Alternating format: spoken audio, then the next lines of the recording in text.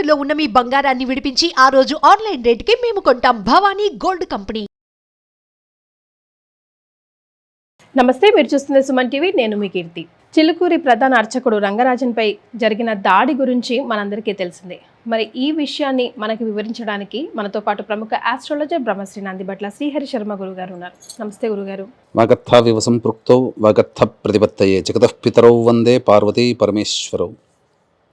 ఆదిత్యాయ చ సోమాయ మంగళాయ బుధాయ చ గురు శుక్ర శనిభ్యశ్చ రాహవే కేతవే నమః.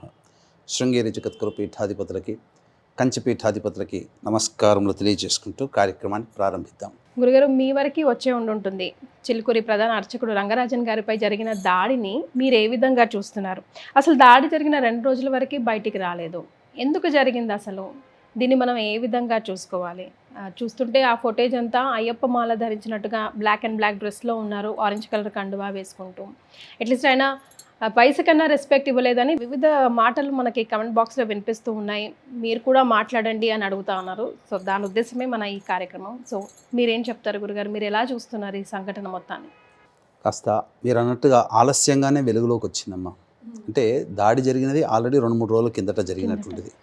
ఆలస్యంగా వెలుగులోకి రావడం, తద్వారా అక్కడ ఆ సంభాషణ కానీ ఆ చిత్రీకరణ విషయంలో కానీ ఎక్కడా కూడా చూస్తే ఇది ఒక ఉన్మాదముతో కూడుకున్నటువంటి చర్యలుగా మనకు కనబడుతూ ఉన్నాయి. దీన్ని ఖండించాల్సిందే. అసలు మూలాలకు వెళితే ఎవరి పర్సన్ రంగరాజన్ గారు అసలు ఎవరు?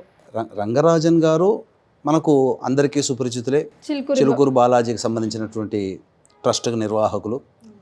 మొదటి నుంచి కూడా ఈ ఎండోమెంట్స్ ఆధ్వర్యంలో జరగకుండా చక్కటి విధి విధానాన్ని అనుసరించాలంటే ఎండోమెంట్లో ఉండకూడదని చెప్పేసి ఎక్కడ కానుకలు అనేటువంటి హుండీ అనేటువంటి పద్ధతి లేకుండా, ఎక్కడ టికెట్ అనేది లేకుండా భక్తులందరూ కూడా చక్కగా పూర్వకాలంలో రాజుల పరిపాలించేటప్పుడు ఏ విధంగానైతే దేవాలయ దర్శనం అనేటువంటిది ఉండే విధానం ఉందో ఆ విధానాన్ని అవలంబిస్తున్నారు. అనేక విధాలుగా గవర్నమెంట్ వాళ్ళు కలగజేసుకున్న సందర్భాలు కూడా కొన్ని ఉన్నాయి, తీసుకోవాలని ఎండోమెంట్ కింద. ఎందుకంటే ప్రాచుర్యం ఉన్నటువంటి దేవాలయం కాబట్టి. కానీ భక్తులే అడ్డుకొని ఉండి దాన్ని రక్షించుకున్నారు కాబట్టి ఇది కొరగాని కొయ్యగా అయిపోయింది కొంతమందికి. అంతేకాకుండా చిలుకూరు బాలాజీ టెంపుల్ ప్రధాన అర్చకులు ఎవరైతే రంగరాజన్ గారు వారి కుమారుడు ఉన్నారో, ఈ సమాజం దృష్టిలో ఏంటంటే ధర్మానికి రక్షించే వాళ్ళుగా, ధర్మానికి కట్టుబడి జీవించే విధానాలుగా మనకు కనిపిస్తున్నారు. తద్వారా ఎవరైనా కానీ ఈ ధర్మం గురించి పాటుపడే వాళ్ళు వాళ్ళని కలుపుకొని ఓన్ చేసుకోవాలనే ఉద్దేశం కూడా చాలా సందర్భాల్లో జరిగి ఉంటాయి. కానీ అటానమస్గా ఉండాలనే ఉద్దేశంతో ఎవరికి వారికి కూడాను సపోర్ట్ లేకుండా తమ సంబంధించినటువంటి దాంట్లో చేస్తూ వస్తున్నారు. అనేక విప్లవాత్మకమైనటువంటి సమాజంలో కొన్ని చర్యలు కూడా తీసుకున్నారు. ఎందుకనంటే పూర్వకాలంలో అంటే రామానుజాచార్యుల వారి సిద్ధాంతాన్ని అనుసరిస్తున్నానని చెప్పుకుంటూ వస్తూ ఆ కాలంలో అన్ని వర్ణాల వాళ్ళని బ్రాహ్మణులు అణగదొక్కారనే ఉద్దేశం అనేక విధాలుగా ఉన్నది. కానీ ఇది వాస్తవానికి కాదమ్మా. పూర్వకాలం నుంచి ఏ కులం వాళ్ళైనా అందరూ తలెత్తుకొని జీవించగలిగారు తప్ప ఎవ్వరినీ కూడా ఎక్కువ తక్కువ చేయలేదు. ఇది ఎప్పుడు జరిగింది? బ్రిటిష్ వాళ్ళ పరిపాలన వచ్చిన తర్వాత కొన్ని ఇబ్బందికర పరిస్థితులు నూరిపోశారు. విడగొట్టి పాలించాలి, విభజించి పాలించాలి అనే ఉద్దేశం వల్ల మనలో మనకే కొట్లాటలు తీసుకొచ్చే విధంగా చేసుకొచ్చి కొన్ని, ఇప్పుడు ఎవరైనా కానీ ఇప్పుడు ఉన్నారమ్మా, ఏ కులస్తులైనా కానీ స్నానం చేయకుండా ఉంటే ఎవరు దగ్గర రానియరు కదా. ఆ విధానాన్ని పూర్తిగా నెగిటివ్ వేలో ప్రచారం చేసేసారు. ఆ విధంగా జరిగినటువంటిది. సరే, ఇవన్నీ చరిత్ర మనకంతా అనవసరం. ఇప్పుడు ప్రస్తుతం ఉన్నటువంటి ఇష్యూకి సంబంధించి చూసుకుంటే అక్కడ మీరు కూడా చూసుంటారు ఫుటేజ్లో ఒక 2-3 ఇన్నోవాలు దిగడం, అదేదో చీమల బారులు తీరినట్టుగా చకచక వెళ్ళిపోతాయి కదా, అలా ఒక లైన్ని మెయింటైన్ చేస్తూ క్రమశిక్షణ పద్ధతిగా అందరూ ఒక మార్చ్ అనేటువంటిది చేసుకుంటూ 20-30 మంది దాకా చొరవపడి మొదలు తెలిసి వచ్చినటువంటి, అంటే ఇవన్నీ కూడా పూర్తి సమాచారం కాదమ్మా, ప్రాథమిక సమాచారం. పూర్తి సమాచారానికి ప్రాథమిక సమాచారానికి తేడా ఉంది. వీక్షించేటువంటి సుమన్ టీవీ ప్రేక్షకులు గమనించగలరు. నాకు అందినటువంటి ప్రాథమిక సమాచారం ప్రకారము ఈ సంబంధించినటువంటి ఈ ఎవరైతే చర్యలు చేశారు ఆ వీర రాఘవరెడ్డి అనేటువంటి అతను. అంతకుముందు రామరాజ్యం అనేటువంటి పేరుతో ఒక సంస్థని స్థాపించడం, తద్వారా ఆయన యొక్క సంబంధించినటువంటి ప్రాతినిధ్యం కనుక చూసుకున్నట్లయితే ఆయన ఆహారము వ్యవహార శైలి కూడా చాలా భిన్నంగా ఉంది.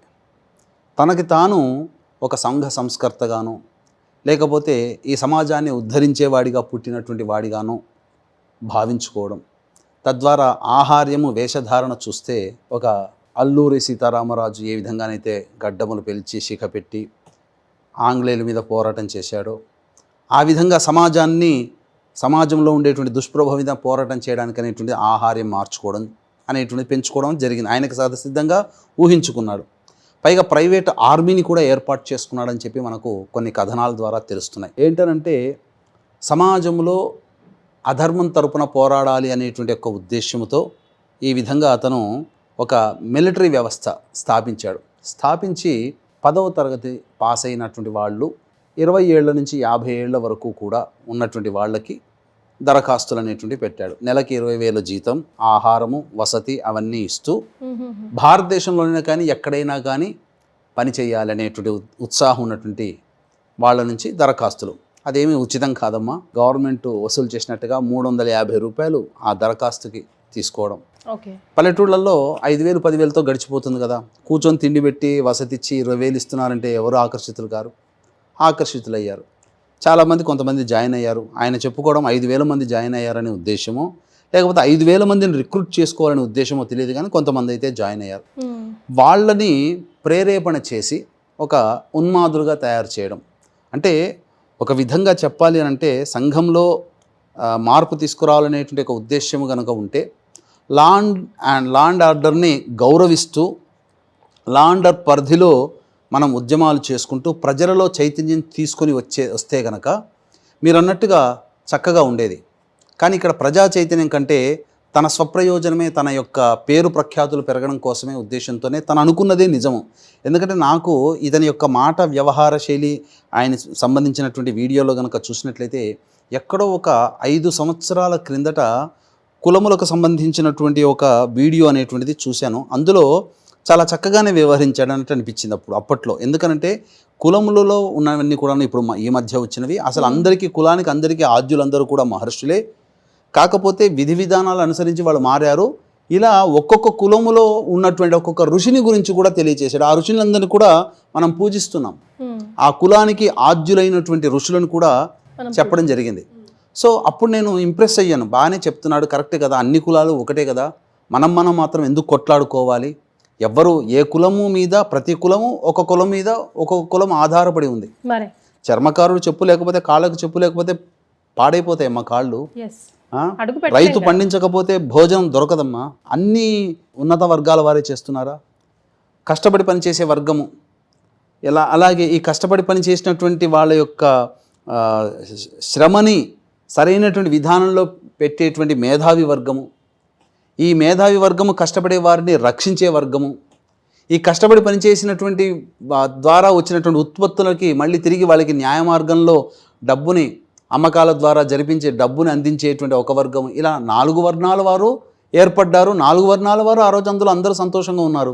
మా కులం ఈ కులం అని చెప్పి ఏ పురాణాల్లో చెప్పబడి ఉంది? ఒక మాట చెప్పండి. కడజాతి వాళ్ళని చెప్పేసి ఇబ్బంది పెట్టిన వాళ్ళు ఉన్నారా? ఉన్నత వర్గాల వాళ్ళని చెప్పి నెత్తిన పెట్టుకున్న వాళ్ళు ఉన్నారా? అన్ని కులాల్లో బ్రహ్మజ్ఞానం పొందిన వాళ్ళు లేరా? గొప్ప వర్గాల్లో బ్రాహ్మణ క్షత్రియ వైశ్య అని చెప్పుకునేటువంటి వర్ణాల్లో పూర్తిగా ఆచార వ్యవహారాలను మంటగలిపి ఛాందసులుగా చండాలుగా జీవించిన వాళ్ళు లేరా? అలాగే మనం ఈనాడు చెప్పుకున్నటువంటి నిమ్న వర్గాల వారని చెప్పేసి వాళ్ళల్లో గొప్ప ఉన్నతోత్తము లేరా? ఏదైనా అంతేనమ్మా, శరీరమే. అందుకనే అక్కడ పురుష సూక్తంలో విరాట్ పురుషుడు అయినటువంటి ఆ నారాయణుడి యొక్క సంబంధించినటువంటి దేహం నుంచి అన్ని వర్ణాల వాళ్ళు వచ్చారని చెప్పారు. కాబట్టి ఏ అంగం, ఇప్పుడు మన శరీరంలో కాళ్ళు లేకపోతే మనం సరిగ్గా ఉరగగలమా, నడవగలమా? కళ్ళు లేకపోతే చూడగలమా? నాలుక లేకపోతే చెప్పగలమా? ఏదైనా కానీ బుద్ధి లేకపోతే మనం చేయలేమా? అన్ని వర్ణాల వాళ్ళు ప్రధానం అని చెప్పి అన్ని భాగాల నుంచి సృష్టించాలని చెప్పాడు. కానీ ఇక్కడ విడగొట్టేటువంటి వాళ్ళల్లో ఆ విధంగా చేశారు. ఇంకా ముఖ్యంగా చెప్పాలంటే రంగరాజన్ గారు అనేటువంటి వ్యక్తి అన్ని వర్ణాల వాళ్ళని, నిమ్న వర్గాల వాళ్ళని కూడా మా సమాజం అనేటువంటిది ఉన్నత వర్గాల వాళ్ళందరూ కూడా పోషించారు, చక్కగా చూసుకున్నారనే ఉద్దేశంతో నిమ్న వర్గానికి చెందినటువంటి మేధావి అయినటువంటి వ్యక్తిని తన భుజాల మీద వేసుకొని ఆలయ గర్భాలయ ప్రవేశం చేసి నిరూపించారు. ఇంకొక విషయం చెప్పమంటారా?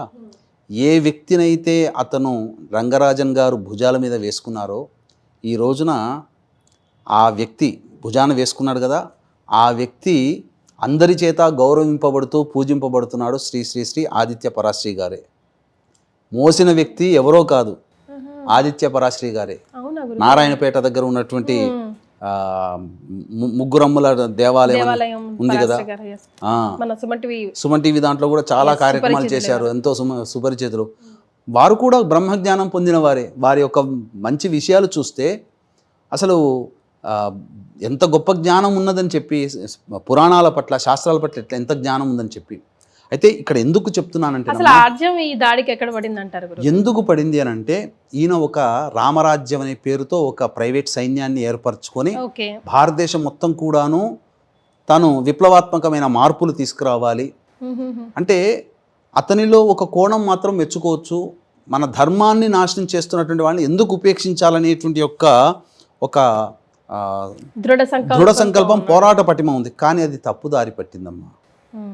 ఎందుకనంటే తనకి పేరు రావాలంటే ఇప్పుడు ఒక్కడు పని చేసుకోలేడు కదా, అందరి సహాయ సహకారాలు కావాలి కదా. అందుకని పేరొందినటువంటి వ్యక్తులు కూడా తనల్ని అనుసరిస్తున్నారు, తనల్ని అనుకరిస్తున్నారు, తనల్ని ఆమోదిస్తున్నారు, తనకి ఒక అభిమానులుగా ఉన్నారని చెప్పుకున్నారనుకోండి, అప్పుడు అతని యొక్క ఇమేజ్ పెరుగుతుంది కదా. అందుకని ఎవరు ఉన్నారని చెప్పి చిలుకూరు బాలాజీ ట్రస్ట్ నిర్వాహకులైనటువంటి వాళ్ళని ఫోన్ చేసి చెప్పడం జరిగింది. నిర్ద్వందంగా తోసిపుచ్చాడు. అంతకుముందు కారణం ఏంటంటే, ఈ యొక్క ఆలయంలో జరుగుతున్నటువంటి అక్రమాలకి సంబంధించినటువంటి కోర్టులో పిటిషన్ వేశాడు. ఈయన నువ్వెవడి కోర్టులో పిటిషన్ వేయడానికి, కోర్టును నమ్ముకుంటే వస్తుందా, నా మార్గంలోకి రా, నేను నిరూపిస్తాను, నేను కోర్టును కూడా అడిగేటువంటిది అని చెప్పి ఇప్పుడు ఎట్లా ఉంటుందంటేనమ్మా, కొంత పురాణాలను అవపోసన పట్టిన తర్వాత అప్పుడు ఏంటంటే ఆ భావజాలాన్ని చెప్పుకుంటూ అందులో ఉన్నటువంటి, ఇప్పుడు ఖురాన్లో మంచి చెప్పబడి ఉంది, చెడు చెప్పబడి ఉంది.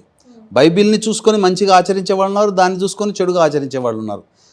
అలాగే ఈ గీతలో ఉన్నటువంటి మంచిదనాన్ని కాకుండా దానికి వ్యతిరేకమైనటువంటి భావాన్ని ఈ సంబంధించినటువంటి వీరరాఘవరెడ్డి అవలంబించడం ద్వారా ఆయనని అడిగితే కాదన్నందుకు కోపముతో ఇగో పెట్టుకొని ఎలాగైనా కానీ నయానా భయానా చెప్పిన వినలేదని చెప్పి ఇక చేతులతో పని చెప్దామని చెప్పి వచ్చాడు. రావడం అటాక్ చేయడము, ఒక రకంగా చెప్పాలంటే ఇది హేయమైన చర్య అని చెప్పవచ్చునమ్మా. ఎందుకనంటే సమాజం ఏమీ ఇది ఆమోదించదు ఇటువంటి చర్యని. ఎవరైతే చేశారో వాళ్ళందరినీ కూడా ఖచ్చితంగా శిక్షించాల్సింది. ఎందుకంటే ఒక వ్యక్తిని అక్కడ కూర్చోబెట్టి చేసినటువంటి విధానం ఏంటమ్మా, ఒక దేవాలయానికి సంబంధించినటువంటి ప్రధాన అర్చకులు, దేవుని సేవకుడు, ఆ దేవుణ్ణే నువ్వు వస్తే నువ్వు నమ్ముకున్నటువంటి దేవుడు ధనుర్బాణాలు పట్టుకొని వచ్చి రక్షిస్తాడా అని చెప్పి దేవుణ్ణే అపహాస్యం చేశాడు. ఎంతటి దౌర్భాగ్యమైనటువంటి చర్యమ్మ అది. అంతేకాకుండా ఆయనని కూర్చోపెట్టినటువంటి విధానం కూడా, ఇతనేమో కుర్చీలో కూర్చుంటాడా, టేబుల్లో కూర్చుంటాడా, చక్కగా సంధ్యావందనాది క్రియలు చేసుకుంటూ సమాజాన్ని ఉద్ధరిస్తూ దేవునికి అత్యంత ప్రీతిపాత్రుడిగా ఉంటూ తన యొక్క బ్రాహ్మణ సంబంధించిన సమాజంలో జన్మించినట్టుగాను బ్రాహ్మణ కర్తవ్యాన్ని నిర్వహించుకుంటూ సమాజాన్ని ఉద్ధరిస్తూ ఉన్నటువంటి యోగ్యుడైనటువంటి రంగరాజన్ గారిని అలా కూర్చోపెట్టి, ఆయన ఇంట్లో ఒక దోషిగా కూర్చోపెట్టి ఆయన చేత కంటతడి పెట్టించి నా తప్పు అని చెప్పి భయాన నయాన బలవంతంగా ఒప్పించి ఆ వీడియో తీసి తన యొక్క గొప్పతనాన్ని చూపించుకొని ఆ వీడియోని తన వాళ్ళ చేతనే తీయించి తన వాళ్ళ ద్వారానే ఆ వీడియో విడుదల చేశాడు. ఇది ఎంతటి దౌర్భాగ్యం. ఎందుకనంటే ఈ విధంగా చేస్తే వెంబడే వచ్చి పోలీసులకి చెప్పుకుంటాడనో లేకపోతే భయపడిపోయి మళ్ళీ మన దగ్గరకు వస్తాడనే ఉద్దేశంతో వేచి చూశాడు. 2-3 రోజుల వరకు కూడాను స్పందించకపోయేసరికి అప్పుడు ఈ వీడియో విడుదల చేయడం జరిగింది. ఇది చాలా దుర్మార్గమైనటువంటి చర్యమ్మ. కాబట్టి ఖచ్చితంగా అటువంటి వాళ్ళకి శిక్ష అనేదానికంటే కూడా కూర్చోపెట్టి మంచి మార్గాన్ని ఉపదేశించి అతని మానవత్వం వైపు మరలించి అతనిలో ఉన్నటువంటి ఆవేశాన్ని ధర్మ మార్గం వైపు పయనింపచేసి ధర్మానికి రక్షకుడుగా ఉండే విధంగా ఉంటే మంచిదే. అంటే తనకి తాను ఆ వేషధారణ చూసి అల్లూరి సీతారామరాజుగా ఊహించుకుంటున్నాడు. ఎందుకంటే అల్లూరి సీతారామరాజు గారు కూడా అక్కడే జన్మించి ఉన్నాడు. అనపర్తి మండలం కొప్పవరపు గ్రామమైనది. కొవ్వూరు వీరరాఘవరెడ్డి ఈ సంబంధించినటువంటి అల్లూరి సీతారామరాజు గారు కూడా అక్కడే జన్మించి ఉన్నారు, అన్నపర్తి మండలం చుట్టుపక్కలలోనే. కాబట్టి ఆయన అంశగా నేనని చెప్పి భవిష్యత్తులో చెప్పుకోవడానికి ఆ విధమైన వేషధారణ చేసి ఉంటాడేమో. ఎందుకంటే అల్లూరి సీతారామరాజు యొక్క వేషధారణ కూడా ఈ యొక్క సంబంధించినటువంటి విష్ణు ఊర్ధ్వపుండము పెట్టుకోవడము, అలాగే ఇంకా ధనుర్బాణాలు ఒక్కడే పట్టుకొని రాలేదు, సంతోషించాలి అంతే తప్ప. లేకపోతే ఆ విధంగా కాషాయం అని అంటే అది నల్లని వస్త్రములు ధరించడం అనంటే ఒక నిరసన. అలాగే వాటి మీద కాషాయం అని అంటే ధర్మాన్ని రక్షిస్తుంది, అధర్మానికి నిరసన తెలిపే విధంగా ఉండే విధంగా ఆయన ఆ ప్రైవేట్ సైన్యానికి ఆ విధంగా ఇచ్చాడు. కానీ ఈ ప్రైవేట్ సైన్యం అనేటువంటిది అంత మంచిగా బహుశా నేను అనుకోవడం ఏంటంటే, చిరంజీవి గారితో సినిమా వచ్చింది ఠాగూర్ సినిమా, ఆ సినిమాని ఉత్ప్రేరకంగా తీసుకొని ఆ విధంగా సైన్యాన్ని తయారు చేసుకుంటున్నాడేమో. అది సినిమాలో చూడ్డానికి బాగుంటుంది, ఆ విధంగా తన యొక్క మనుషులందరినీ అన్ని డిపార్ట్మెంట్లో పెట్టుకోవడం అనేటువంటిది అది సినిమా చూడడానికి బాగుంటుంది. కానీ దానిని ఇన్స్పిరేషన్గా చేసుకుని రామరాజ్యం అనేటువంటి దాన్ని స్థాపించి, కాకపోతే ఆయన ప్రసంగాలు కూడా కొన్ని విన్నానమ్మా. విన్నప్పుడు ఏంటనంటే ఆయనలో ఆవేశపూరితంగా కొంచెం ఇన్స్పైరింగ్గానే ఉన్నాయి. ఇది ఒకటి రాంగ్ చర్యగా, ఇది మాత్రము ఏ మాత్రము డైరెక్ట్ మ్యాన్ హ్యాండ్లింగ్ ఒక రకంగా భయమేనమ్మా. ఒక రకంగా మనిషిని ఇప్పుడు ఇంతమంది రావడాల్సిన అవసరం ఉంది. ఇప్పుడు నీకు నిజంగా గనక ఆయనలో వచ్చి మాట్లాడాలి అంటే ముఖాముఖిగా ఇప్పుడు మీరు నేను కూర్చున్నట్టుగా కూర్చొని మాట్లాడి వెళ్ళిపోవచ్చుగా. అసలు అంతమందిని తీసుకురావాల్సినటువంటి అవసరం ఏమున్నది? ఒక భయాన్ని సృష్టించడానికే కదా. తద్వారా సమాజానికి ఏం మెసేజ్ ఇవ్వాలని అనుకుంటున్నాడు ఆయన, ఆ వీరరాఘవరెడ్డి అనేటువంటి వ్యక్తి. కాబట్టి వయసులో ఉన్నాడేమో, చిన్నవాడేమో, 40 ఏళ్ళు ఉంటాయేమో, 50 ఏళ్ళ మధ్యలో ఉంటాయేమో. కాబట్టి తను అనుకున్నదే కరెక్ట్ అనుకొని ఇప్పుడు ఎందుకనంటే అసలు పురాణాలు, అసలు భాగవతాలు, అసలు మూలమైనటువంటి రామాయణము భారతంలో ఉన్నటువంటి విషయాన్ని పక్కకు పెట్టి ఇలాంటి వాళ్ళే భావజాలం తనే అనుకున్నదో ఆ విధంగా అనుకున్న వాళ్ళు ముద్రించినటువంటి భారత రామాయణాల వల్లనే సమాజంలో కొన్ని అపప్రదలను వచ్చాయి. అసలు అందుకనే ఏదైనా అసలుది చదవాలి. ఈ విధంగా ఇతని యొక్క చర్య మాత్రం ఏమాత్రం ఆమోదయోగ్యం కాదమ్మా. ఖచ్చితంగా శిక్ష పడాల్సిందే. బయటికి వచ్చి రంగరాజన్ గారికి క్షమాపణలు చెప్పవలసిందే. ఎందుకనంటే ఆయన న్యాయ పోరాటము ధర్మ మార్గంలో అవలంబిస్తున్నాడు ఖచ్చితంగా. కాబట్టి ధర్మ మార్గంలో ఉన్నటువంటి వ్యక్తిని అధర్మము ఎంతసేపు కూడాను పట్టుకోలేదు. ఎప్పటికప్పుడు అధర్మం ఓడిపోవాల్సిందే కడదారికి ఖచ్చితంగా. కాబట్టి ఇకనైనా కానీ ఇప్పుడు ఏంటనంటే ఖచ్చితంగా వీక్షించేటువంటి ప్రేక్షకులు అందరూ కూడా సంబంధించి ఇటువంటి చర్యని హిందువులంతా కూడాను ఏకమయ్యి ఉండాలి. ధర్మాన్ని రక్షించే వాళ్ళు ఎవరో తెలుసుకోవాలి. ఈయన వెనక ఏదో శక్తులు ఉంటేనే తప్ప ధర్మంగా పోరాడేటువంటి న్యాయ పోరాటాన్ని చేస్తున్నటువంటి వ్యక్తిని అన్యాయంగా న్యాయం పోరాటం ఆపి మా పక్షాన రా పోరాడు మనుషుల్ని. ఎందుకనంటే ఇప్పుడు టార్గెట్ చేస్తున్నటువంటిది అతని మాటల్లో ఏంటనంటే అర్చకులు, పురోహితులు వీళ్ళందరూ కూడా తప్పు చేస్తున్నారు, మీ అందరి దగ్గరికి వచ్చే వాళ్ళందరిలో ఎవరినైనా నాకు ఒక్కడిని పంపించండి అని మాట్లాడాడు. ఏమని? ధర్మం కోసం పోరాటేవాడిని ఎవరైనా వెతకండి వెతకండి వెతకండి, నాకు ఆ ఒక్కడు కనబడితే ఆ ఒక్కడిని నాకు అప్పగించండి, నేను ఒక వీరునిలాగా తయారు చేస్తాను అంటే మొత్తం ఈ ఆంధ్రప్రదేశ్ తెలంగాణ మొత్తంలో ఉన్నటువంటి దాదాపు సుమారు 40-50 వేల దేవాలయాలు ఉండి ఉంటాయేమో, వాళ్ళందరి నుంచి ఆ సైన్యాన్ని ఆయన తెచ్చుకోవాలి. అసలు నెలకి 20,000 ఇవ్వగలిగేటువంటి శక్తి ఆయనకుందా అది గమనించుకోవాలి ఆయనకి. అంతేకాకుండా ఇంత సైన్యాన్ని ఏర్పరిచినప్పుడు అంత శక్తి ఎక్కడి నుంచి వస్తుంది, దాని మూలాలు ఆ డబ్బు ఎక్కడి నుంచి వస్తుంది? ఒక సాధారణమైనటువంటి వ్యక్తికి 2 ఎంప్లాయ్మెంట్ పెట్టుకొని నడిపించేటువంటి అంటేనే చేతులు సరిపోవట్లేదు, సంపాదన సరిపోవట్లేదు. 5,000 మంది ఇంటూ 20,000 అన్నప్పుడు 5 2 10 అంటే నెలకి 100 కోట్లు ఎక్కడి నుంచి పట్టుకొస్తాడమ్మా? అంత నెలకి 100 కోట్లు పెట్టి పోషించగలిగేటువంటి శక్తి ఉన్నటువంటి వ్యక్తికి ఇవన్నీ కూడా సమంజసమా? ఎక్కడి నుంచి వస్తున్నాయి డబ్బు అంతా అనేటువంటిది కూడా ఆలోచన చేయాలి, ఎంక్వైరీ చేయాలి. ఇవన్నీ చేస్తే తప్ప ఇంత పెద్ద ప్రాతిపదికన ఈ ఆలోచన విధానం అనేటువంటిది కలగడం అనేటువంటిది ఒక సందేహాస్పదమైనటువంటి నిర్ణయంగానే కనబడుతుంది తప్ప ఏమాత్రము కూడా ఏదో విచారించి వదిలిపెట్టాల్సినటువంటి అవసరం కాకుండా ఖచ్చితంగా దీని వెనకాల ఏం శక్తులు ఉన్నాయి, హిందూ ధర్మం కోసం పోరాడేటువంటి వ్యక్తులకి కించపరిచే విధంగా వాళ్ళని భయభ్రాంతులకు గురి చేసి ధర్మం వైపు చూడాల్సినటువంటి అవకాశమే లేకుండా చేస్తున్నటువంటి ఈ వ్యక్తులకి వెనకాల తోడ్పాటు అందించేటువంటి అధర్మపరులు ఎవరున్నారు, ధర్మానికి గ్లాని చేసే విధంగా వ్యవహరిస్తున్నటువంటి వ్యక్తులు ఎవరు, ఆ సమాజం ఏంటి అనేటువంటిది, అసలు ఈ రామరాజ్యం వెనకాల ఉద్దేశం ఏంటి, ముందు పేరుగా ధర్మానికి పోరాటం చేసే రామరాజ్యం అనే పేరు పెట్టుకొని వెనకాల అధర్మ పోరాటాన్ని కొనసాగించే విధంగా, వ్యాప్తి చేసే విధంగా హిందూ ధర్మాన్ని ఇప్పటికే మన వాళ్ళు చాలా సంఘటితం కాలేకపోతున్నారు. హిందువులంతా సంఘటితం అయితే అప్పుడు ధర్మం గెలుస్తుంది. ఇప్పుడు ఒక రకంగా చెప్పాలి అంటే ఎంతవరకు దిగజారిపోయిందనంటే, మన మోడీ గారు స్నానం ఆచరిస్తే అతను సంజాయించుకోవాలన్నా, స్నానం ఎలా ఆచరిస్తావు అని చెప్పి, అంటే హిందువుగా పుట్టి హిందూ ధర్మాన్ని పాటించకూడదా? ఇతర మతాల వాళ్ళు పుట్టి ఇతర మతాల వాళ్ళు వాళ్ళ ధర్మాన్ని ఆచరిస్తున్నప్పుడు ఎవ్వరూ కూడా క్వశ్చన్ చేయలేదే. ఒక హిందువే తన ధర్మాన్ని తాను పాటిస్తూ ఉంటుంటే ఎందుకు క్వశ్చన్ చేస్తున్నది సమాజం అనేటువంటిది కూడా గుర్తించాలి. ఆ సంబంధించినటువంటి దాంట్లోనే భాగంగా ఈ యొక్క ధర్మ పోరాటాన్ని చేస్తున్నటువంటి రామరాజుని క్వశ్చన్ చేసే అధికారం ఎవరికి వచ్చింది? రంగరాజన్ గారిని, ఈ రామరాజ్యం వ్యవస్థాపకులైనటువంటి రాఘవరెడ్డి. కాబట్టి ఇదంతా కూడా ఏదో సందేహాస్పదంగా ఉన్నటువంటిది. కాబట్టి మనం అందరం కూడా దీని గురించి కొంత ఆలోచన చేయాల్సినటువంటిదే.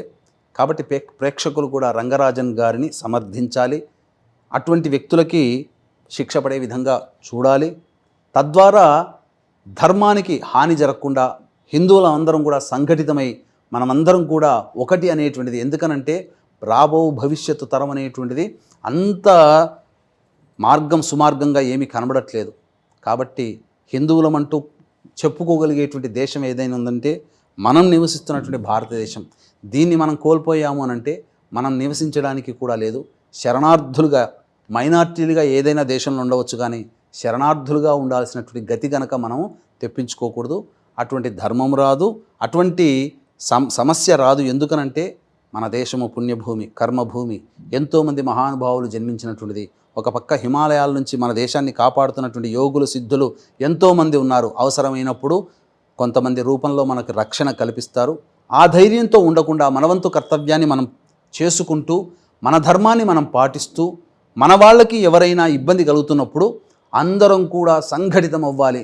పక్కవాడికి జరుగుతుంది కదా, వాడికి అలాగే కావాలిలే అని చెప్పి ఊరుకోకుండా, మనవాడు మనకు అతనికి సమస్య ఎదురైనప్పుడు ఎదురెదురుగా చూసుకోవాలి. కానీ ఒక సమాజం నుంచి ఒక వ్యక్తికి సమస్య ఎదురైనప్పుడు మనమందరం కూడా సంఘటితమై అతని పక్షాన నిలబడాలనేటువంటిది విషయాన్ని తెలియచేయడం జరుగుతుంది. చాలా సంతోషం గురుగారు, ధన్యవాదాలు. సర్వం శ్రీ ఉమామహేశ్వర పరబ్రహ్మార్పణమస్తు.